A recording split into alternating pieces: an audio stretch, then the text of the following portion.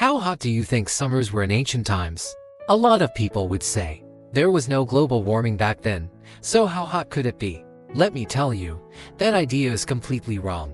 It's true there was no global warming in ancient times, but there was also no air conditioning, no electric fans, no refrigerators, and no running water. Think about it, nowadays when it's 37 or 38 degrees Celsius, you're wearing shorts and a t-shirt, walking out from an air-conditioned room into the sun. What does that instant feel like? Doesn't the air feel scorching hot and hard to breathe?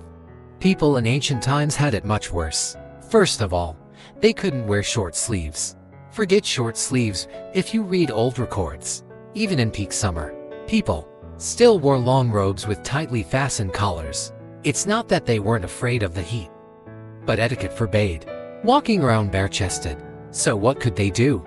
They just endured it. Sweat would stream down from their necks, clothes sticking to their bodies, drying and getting soaked again over and over.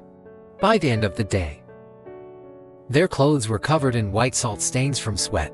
You might say, what kind of fabric did they wear? The wealthy wore silk, lightweight and breathable. But what about ordinary people? Ordinary people wore hemp cloth. Hemp was rough and scratchy, uncomfortable to wear, but it had one advantage: it absorbed sweat. As soon as sweat came out, the fabric soaked it up. When the wind blew, a cool sensation seeped through the cloth into the skin. So imagine a farmer working under the blazing sun, his hemp clothes soaked through. When the wind hit, that brief moment felt cool. Then, he'd keep getting scorched, sweating, and drying again. The whole day repeated like that. You might ask, what about when they weren't working? Even then, it was still hot. Inside the house was even more stifling than outside. The mud walls absorbed heat all day. And at night, they radiated heat like a furnace. So how did they sleep at night? The answer is, they slept on the ground. No joke, literally on the ground. The earth was cooler than the bed. They'd splash water on it, and as the moisture evaporated, it carried away some heat. People would lie flat against the ground. The next morning, half their bodies would feel numb, with dirt marks all over their backs.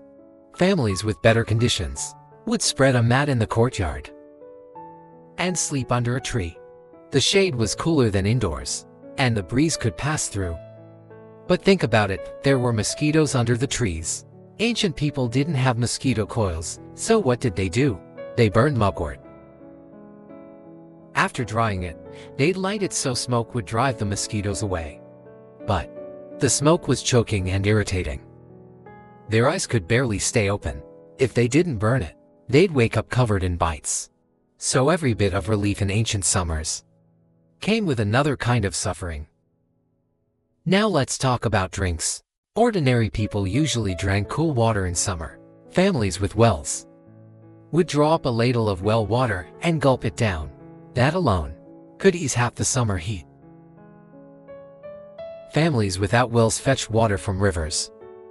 The river water was muddy, so they let it settle before drinking.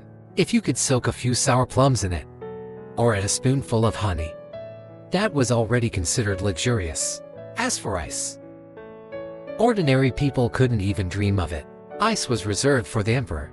Most commoners had never even seen it. So how did they preserve food? Most people used wells for storage. They'd put food into baskets, tie them with ropes, and lower them into the well. They'd hang the baskets just above the water surface. The cool air in the well kept food fresh for a little longer.